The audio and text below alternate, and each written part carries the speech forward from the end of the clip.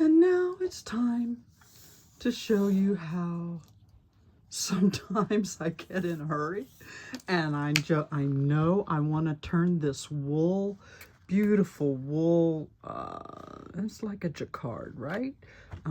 Into some type of, not exactly a poncho or cape.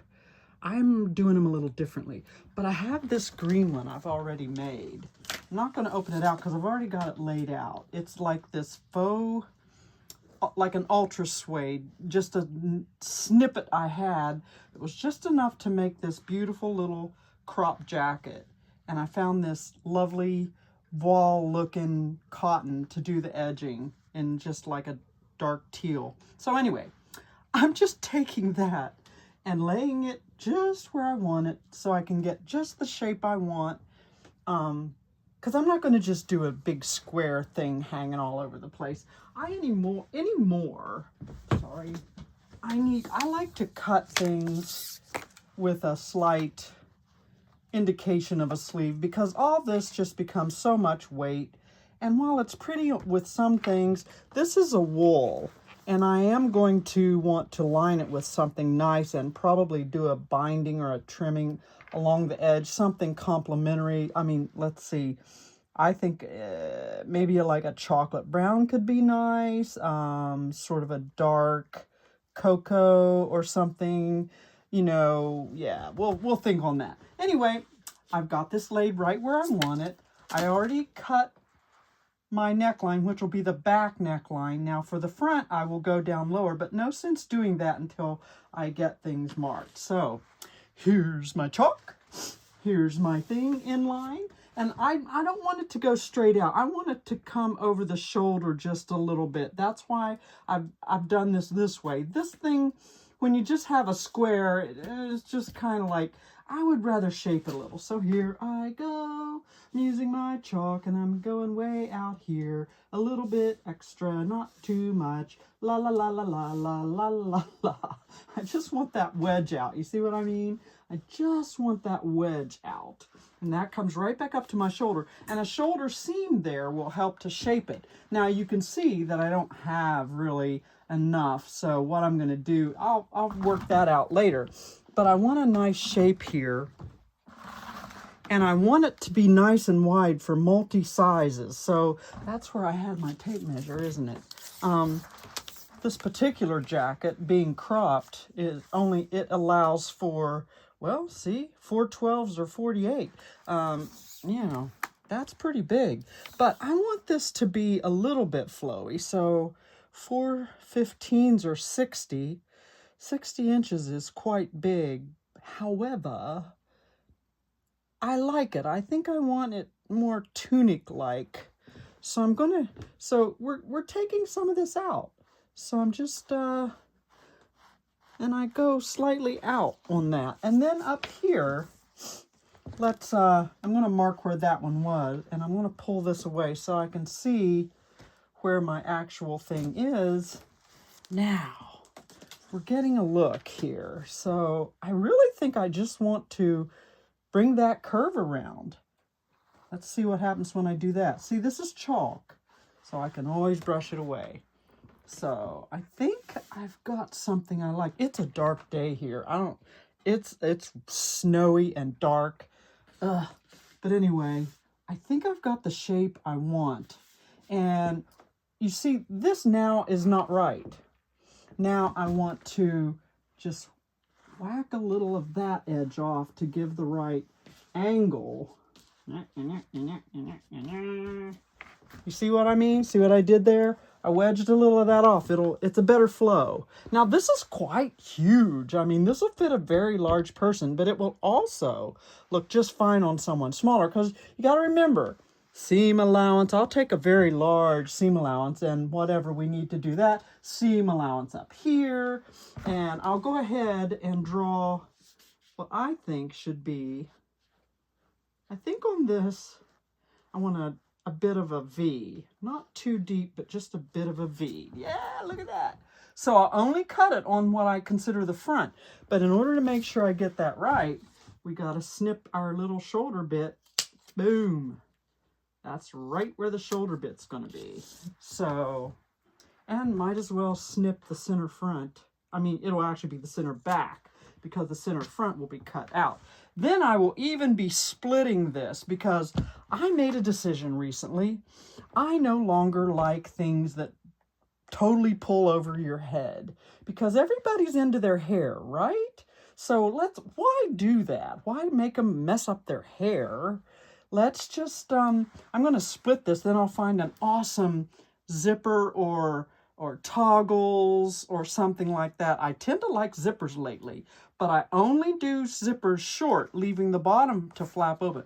We'll make that decision later. Right now, it's time to do the cut. So I'm just going to do the cut. And this is heavy. Will I be able to do it? Oh my, these scissors. My friend loves her Fiskars. I am not as much of a fan. However, look at them go. Yeah, yeah, yeah, yeah. There we go. There's that. Now, I'm just going to turn it. And also what I'll do down here is, I'm cutting this so wide, but I can remove some if I want to. I can also leave a wedge and a vent because I often like them to open up. I won't sew this all the way down, but let's go ahead and cut. I think I can cut right here. Ooh, it is kind of hard. Let's maybe go back to 2 layers and then I'll mimic the other. I just love this. These tops, every time, I mean, tunics, whatever, every time I make one, it sells. And I remember being at a show, and I had one priced a certain way, and a gentleman came along, and he looked at it, and he admired my work, and I was so thankful. You know, you're thankful to get feedback at those situations. And he said, "You're not charging enough." And I'm like, "What?" And so I nearly doubled the price. And within a very short time, someone came along, loved it. They did not haggle. They bought it. And I think it was, I don't know, it was well over $100. So, but anyway, you see how I wedged that little bit?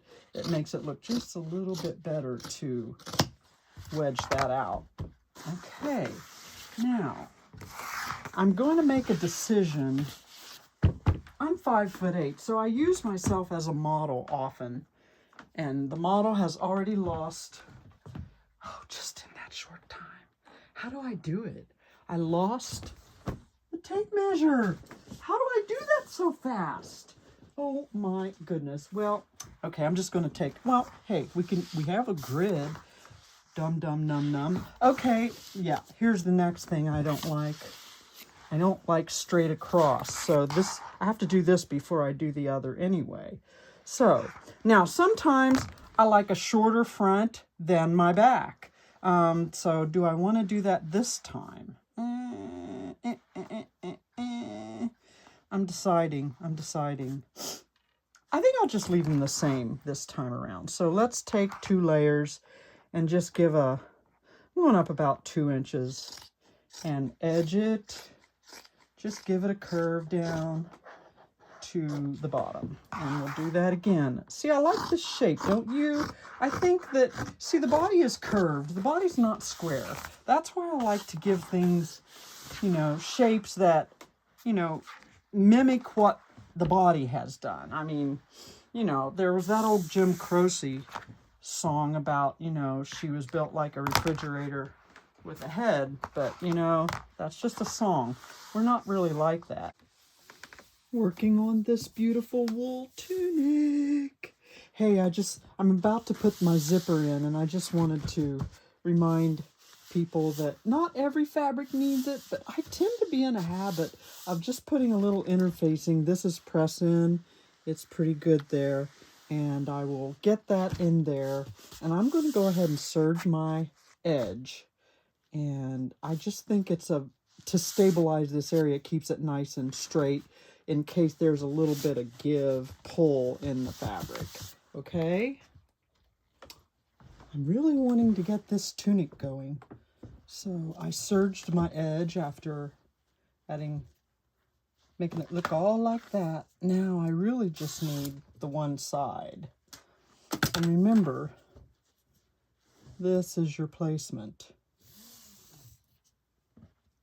Zipper tape, and I put it so that I can still see the serging acts as a nice straight guide for me.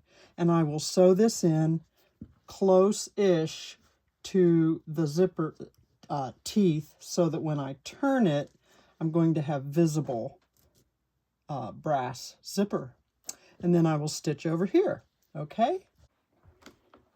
So we've chosen a lining. Ooh, it's this nice, soft, very neutral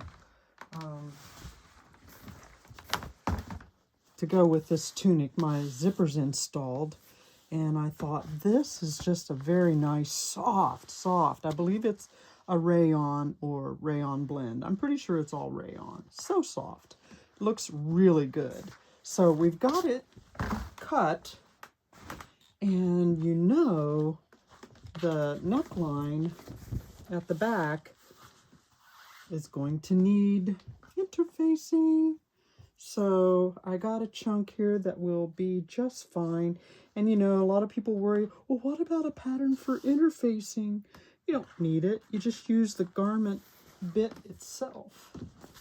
Make it fit perfectly by using the piece. And once you get the basics of it, I'll show you. Just a couple pins. See, I've notched my center back. I'm just gonna, about 4-ish inches at the shoulder. This is a larger type of garment. Sometimes you would not need that much. And just cut to match exactly. All right. And then, look how quick that was. Why would I make a pattern? Have the pattern in the garment itself. So now I'm just going to put these together, and I'll cut away what I don't want. Go ahead and make that little nick if I want to. It's not going to matter. And then I like to sometimes make my back bit long enough down the back, because when I put my label in, I need a place for that. And you just need a little support across the back and up to the shoulders. There you are. Now all I have to do is press this into the right place, and I'll do the same thing for the front neck, which is a V, and we will move along. Okay, tunic, front and back, zippers in, front and back sewn together at the shoulders for starts. And I don't know if you can see, but I have done a double welted seam on the shoulders. I just want it to be nice and strong. So, ooh, I love that. Yeah, that's a nice finishing touch, the double welted seam. And then I've got my neckline pinned together so that I can see from the center back around my neck curve to the shoulder and down to the V front at the closure. I'm going to use this. Look at this. Look at this beautiful chocolate faux suede. That's going to be an accent. Oh, yeah. And I think I'm just going to do a nice kind of heavy piping as my neck finish. Now, remember I showed you this lovely foot? Ooh. It's a zipper foot, but you can put your needle on either side of that area, depending on what side you want. Now, this thing I have found, here's my piping I'm making from the neckline. I've chosen something bigger because you have a thick fabric. You don't want some wimpy little 1/8 of an inch piping or anything like that. You want something that's beefy like the tunic fabric and the tunic itself. So this will ride right along, and I can create my piping It's so cool. I love this foot. Everybody should have one or two. Multiples, remember? So anyway, the bulk of this thing is going to get trimmed back a little bit. Just right now, we just want to get it stitched. Just stitch it in place, and then we will trim some things away. I didn't even pin or anything. I just, you know me, just go.